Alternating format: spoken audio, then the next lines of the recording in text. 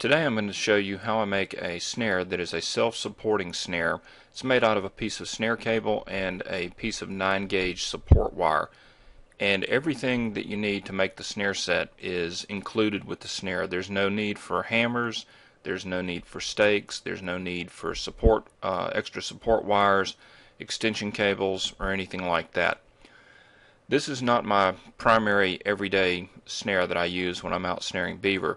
However, it's a special purpose snare and it works very well in certain environments. Especially environments like you're looking at right now. If you look at these cypress swamps, these places are filled with beaver and otter, and there's really no good way to make a snare set. You can't hammer a rebar stake down into the ground because it's in the water.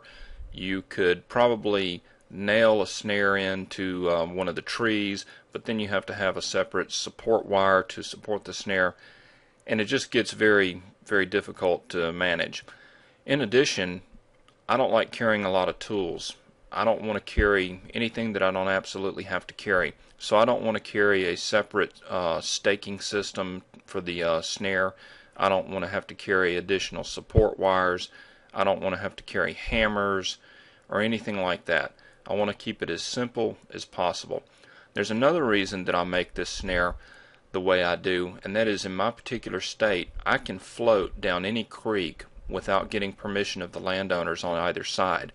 But the minute I set foot on land, on the bank, to set a trap, I have to get written permission from the landowner.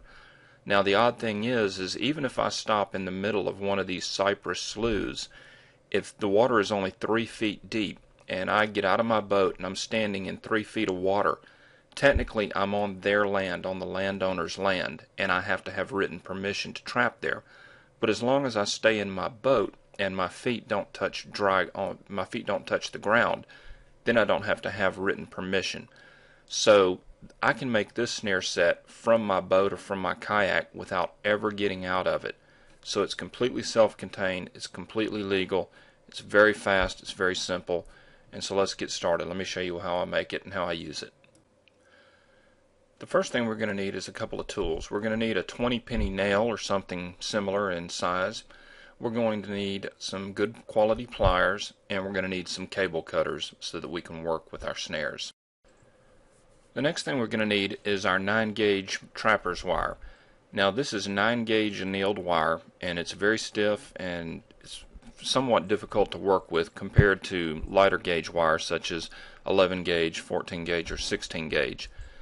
Don't try and skimp on your wire. The entire principle on this snare is based on the fact that the 9-gauge wire is stiff enough to support the snare and it's strong enough to restrain the animal after it's been caught.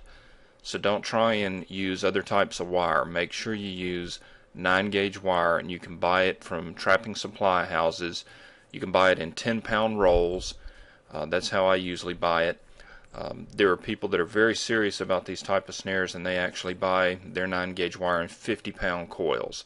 But I would recommend at least a 10-pound roll. If we're using 6 feet of number 9-gauge wire per snare, we're going to get about 30 snare wires out of a 10-pound roll. So it gets used fast.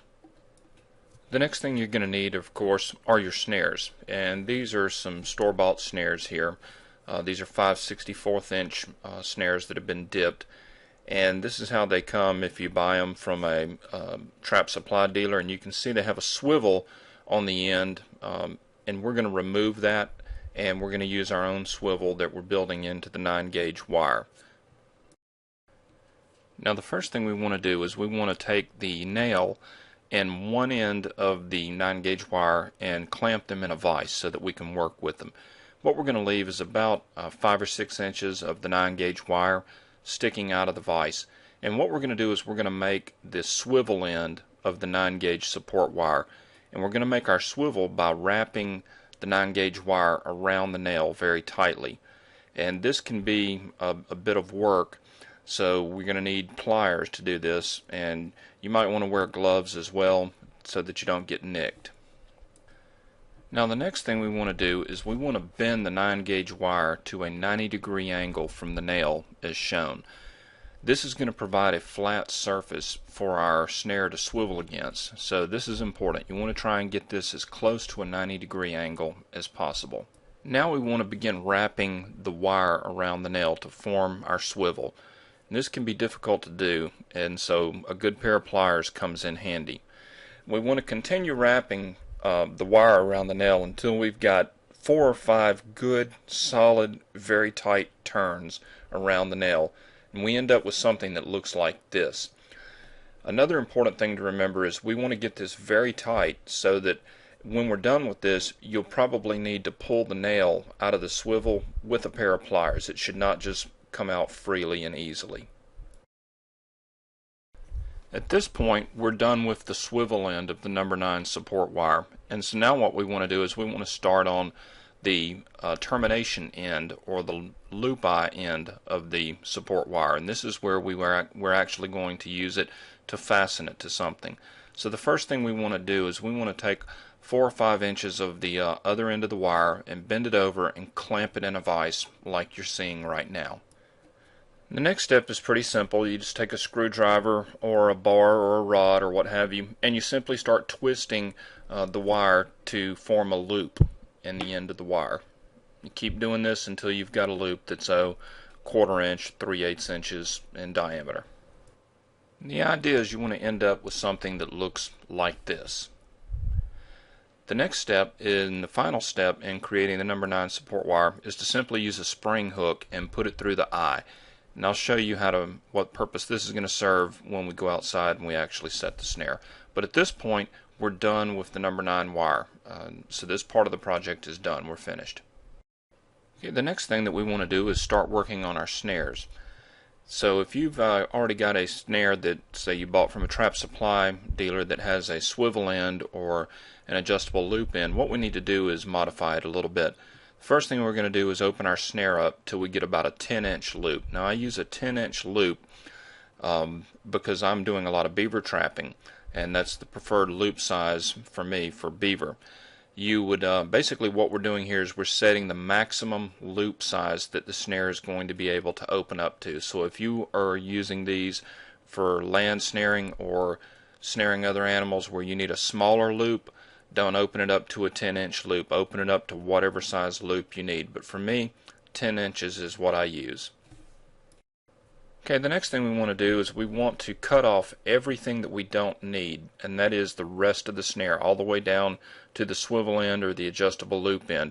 All we want sticking out after we set our maximum loop size is about a 2-inch pigtail, like I've shown here. Okay, we're almost done with our snare. The final step in constructing the snare is to attach the snare to the number 9 support wire. So what we want to do is we want to stick our 2-inch pigtail through the swivel end of the number 9 wire as shown, and it's a good idea to put a small flat washer on next, and then we need to hammer on a stop button. You can use an aluminum stop button or a steel nut, however you like to terminate your snares, it's up to you. But what the washer does is it helps give a better swiveling surface where the stop button meets the end of the number 9 swivel wire. At this point, we're finished with the snare. This is what the finished end looks like. And you can see that we have the snare that is through the number 9 swivel. We've got a washer to make sure we've got a flat swiveling surface, and we've got our stop button hammered on. So at this point, we're ready to go out and set the snare. So let's go take a look and see how we use it. The first thing you do is locate the tree that you're going to use to tie off.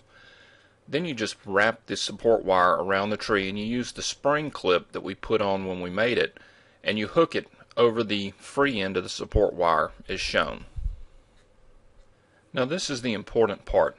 Once you've got it hooked, you have to pull it tight.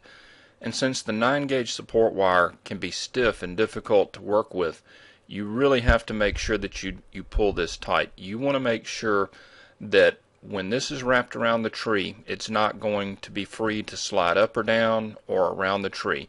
You need to really pull the 9-gauge wire tight and provide a firm base. This is probably the most important aspect of using this snare. Now at this point you're free to bend this snare up or down and position it any way you want. In this picture you can see I've actually placed the snare very close to my support tree, just a few inches out from it. And since I have 6 feet of wire that I'm using, my 9-gauge wire, I'm able to wrap the wire around the tree completely a second time to give it a little bit more support. And that way I don't have excess wire sticking out anywhere.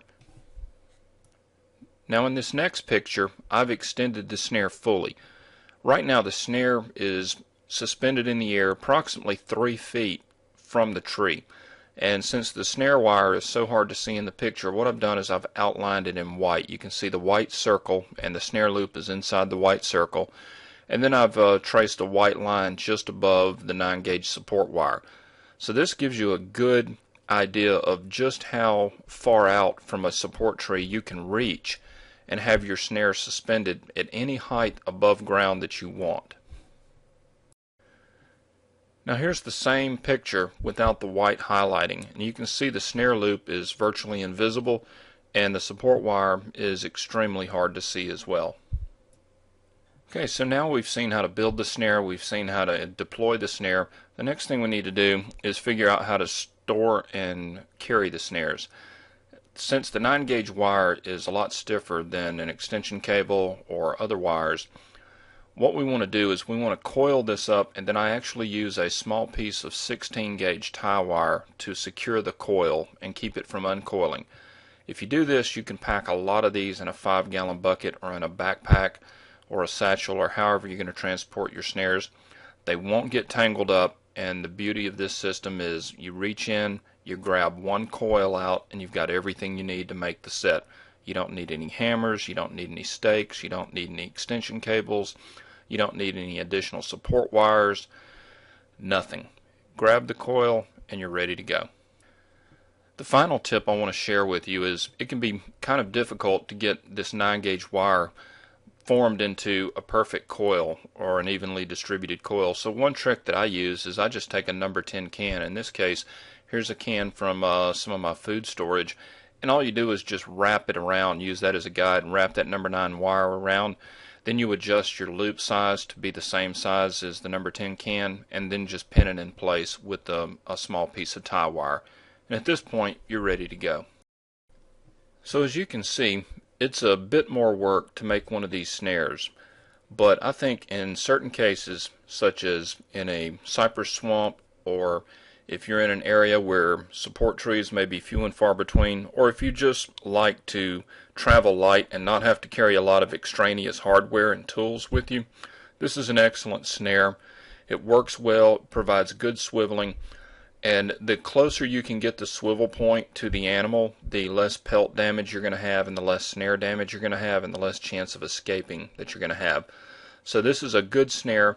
It's a good thing to have in your bag of tricks, and it's very easy to deploy. So basically your work is on the up front, and then once you've invested the work in making the snare, setting it and deploying it is really a piece of cake. So I hope this has been of use, and if you have any comments or questions, just leave them below.